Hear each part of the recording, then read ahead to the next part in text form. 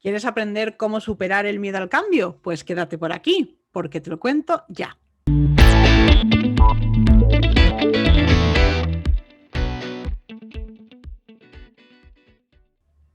Hola a todos, bienvenidos una semana más al programa Autoestima para el Liderazgo. Hoy voy a hablar de un tema muy importante y es cómo gestionar un poco el miedo al cambio y cuáles son las consecuencias que suele tener, porque puedes elegir voluntariamente cambiar, pero ya sabemos que a veces los cambios nos vienen impuestos. Entonces, para todas aquellas personas que cuando tienen una situación de cambio se ven muy abrumadas, voy a daros hoy una pequeña explicación basándome en un testimonio que una clienta me ha autorizado a contaros, porque esto es una conversación privada que hemos tenido.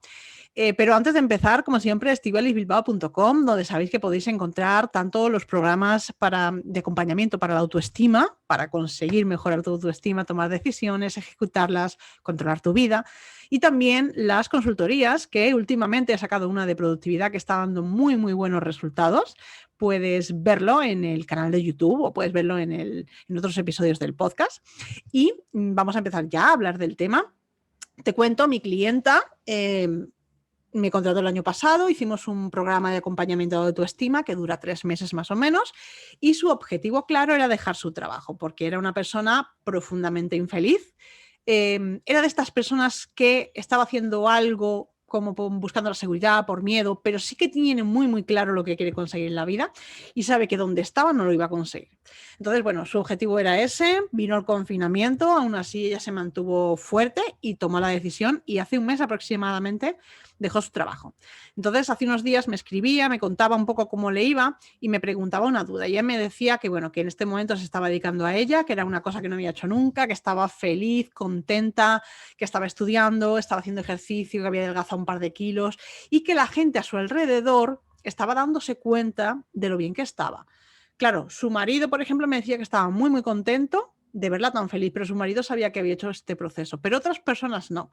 Y le comentaba a la gente pues, que había dejado el trabajo y la gente pues, le daba la enhorabuena, qué bien que estás tan feliz, qué valiente eres, qué persona más fuerte. Y me decía, pero es que tengo una duda, y es que cómo puede ser que yo durante el día esté tan contenta y tan bien, y por la noche tenga sueños como muy extraños. Y cuando le pregunté en qué consistían los sueños, ella me decía que soñaba que decepcionaba a los demás y que se había metido en algo como muy grande o como un poco incontrolable. Entonces, claro, hablando con ella le digo, bien, la gente a tu alrededor te está dando la enhorabuena. Dice, sí, digo, pero ¿qué pasa con papá y mamá? Y me dice, ay, no se lo he dicho. Digo, ahí vamos. No se lo has dicho porque, bueno, sus padres, como los padres de la mayoría de las personas de mi generación, de la suya, que es un poquito más joven, pues bueno, son hijos de personas que han pasado por una guerra y el sentimiento de necesito seguridad, necesito dinero, el miedo a perderlo todo, siempre está ahí. Entonces, pues a lo mejor recuerdas que en la infancia siempre había mesas con excesiva comida, porque como era como que no falte, ¿no? Entonces, este tipo de persona tiene esa necesidad de seguridad y si ella les cuenta a sus padres, pues he dejado mi trabajo y ahora mismo estoy en casa y no estoy haciendo nada profesionalmente porque estoy dándome tiempo para mí, pues como que no lo van a entender y bueno, pues para evitarles un sufrimiento, para protegerles, ella me decía que no se lo había dicho, pero claro, cuando está soñando esto, por un lado ella no se siente del todo bien al no ser honesta y decírselo, aunque al mismo tiempo les está protegiendo, pero lo importante es lo que hay debajo y es el miedo al rechazo.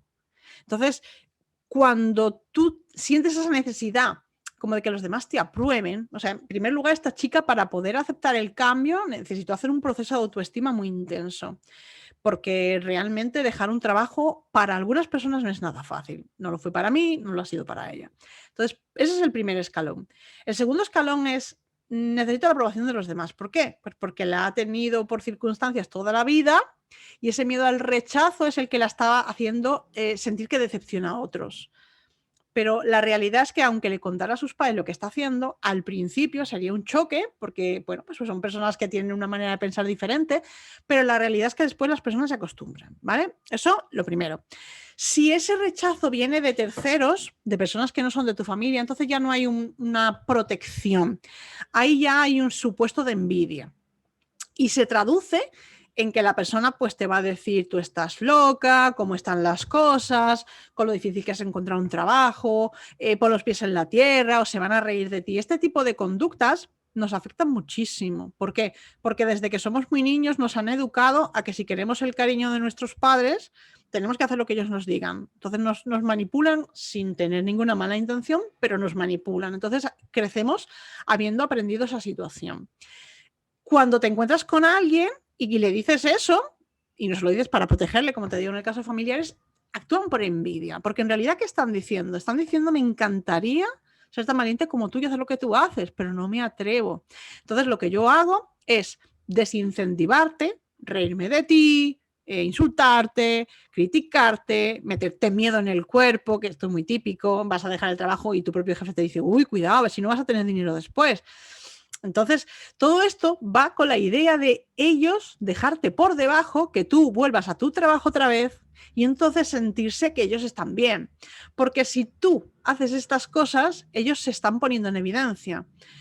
Probablemente las situaciones de ambas personas sean muy similares, sin embargo, tú has adoptado una postura valiente y ellos no se atreven. Entonces, por eso la gente intenta echarte tierra, ¿vale?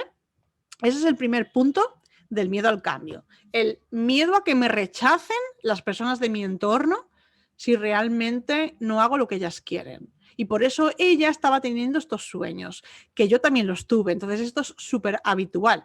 La gente cuando hace un cambio radical en su vida, los miedos le aparecen en sueños y además de formas como un poquito extrañas. Entonces mi miedo en concreto no era defraudar a los demás, mi miedo era ¿y si no consigo otro trabajo? ¿Y si no me puedo mantener económicamente? Entonces yo soñaba que mi jefe me daba cosas como de segunda mano, usadas, como viejas, era como, se estaba reflejando mi miedo ahí. Entonces, bueno, el entender que es una cosa que no le pasa a ella, que le pasa a mucha gente, porque ella me decía, yo es que lo intento, pero es que noto como la voz de mi madre martilleándome. Entonces es como, tengo mucho miedo a defraudarle, pero dije, no, eso es muy normal. O sea, la gente tiene ese tipo de sueños, a lo mejor no tan claros como lo ha tenido ella, de contenido, de siento que decepcionan a los demás, pero interpretando realmente tienen esa manifestación. Y luego la segunda parte, cuando me decía, es que siento que es algo incontrolable y grande. ¿Cierto? Ahí sí tienes razón.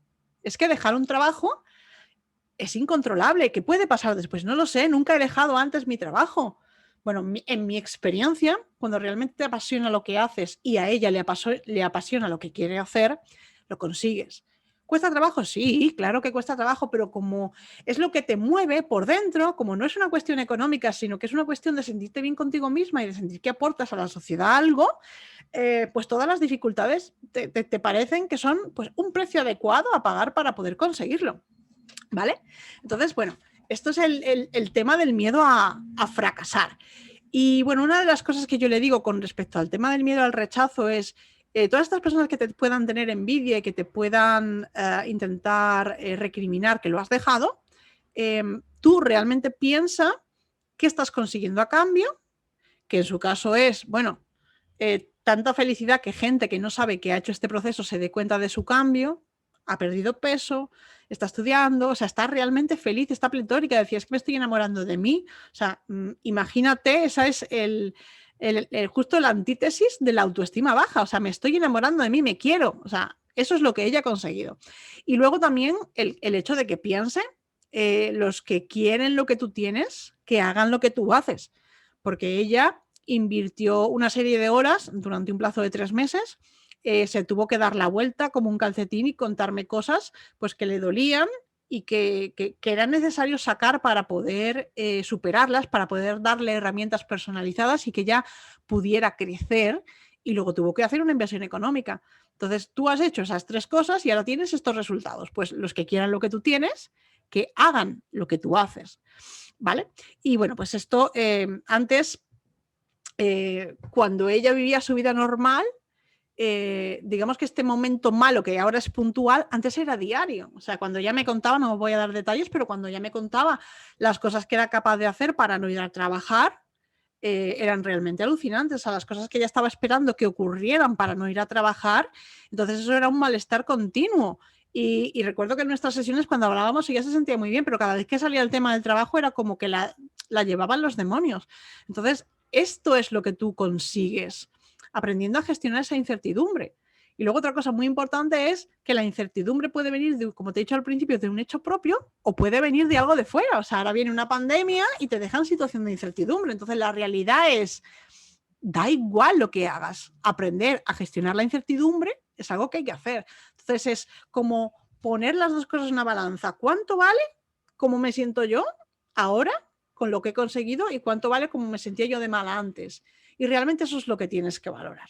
Así que bueno, nada más por esta semana. Espero que el episodio te haya gustado. Muchas gracias a mi clienta por darme autorización para contar esta conversación que, como te digo, es privada. Si tú también te sientes de esta manera, si crees que te puedo ayudar con un programa de acompañamiento, no dudes en preguntarme, en que tengamos una sesión gratuita, me cuentes un poco tu situación y veamos cómo te puedo ayudar. Y desde luego, si te ha gustado este episodio, suscríbete, compártelo con tus amigos porque seguro que hay más gente a la que también puede ayudar. Así que nada más por esta semana. Nos vemos, nos escuchamos la semana que viene. ¡Hasta luego!